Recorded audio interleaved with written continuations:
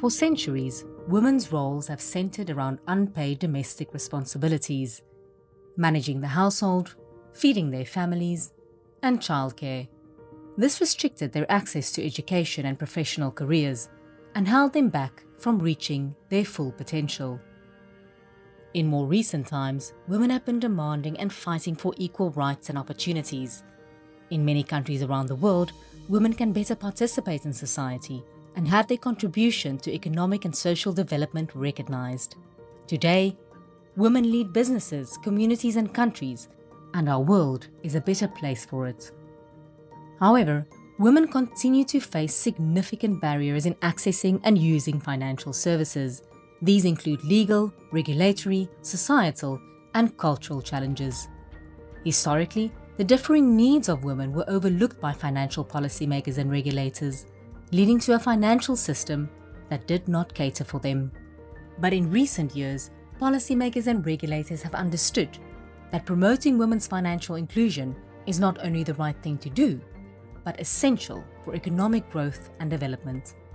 In 2016, AFI members took a stand and developed the Dinaro Action Plan, committing themselves to addressing barriers and advancing gender-inclusive finance and diverse leadership across the whole network. But a crucial gap remained. There was no hard evidence about the impact of gender-inclusive policies or guidelines for policymakers on how to develop them. AFI set out to resolve this. First, our gender-inclusive finance mapping project identified effective policies and regulations from within the AFI network. The insight we gained prepared the way for an even more valuable project. Today, we are proud to reveal AFI's greatest achievement yet in gender-inclusive finance: the launch of a gender-inclusive finance policy model. For the first time, policymakers will have access to a framework based on empirical evidence from around the world that will help them to craft and implement effective policies. The launch of the policy model gives us a powerful tool to drive progress in gender-inclusive finance and to increase the number of women accessing and using financial services.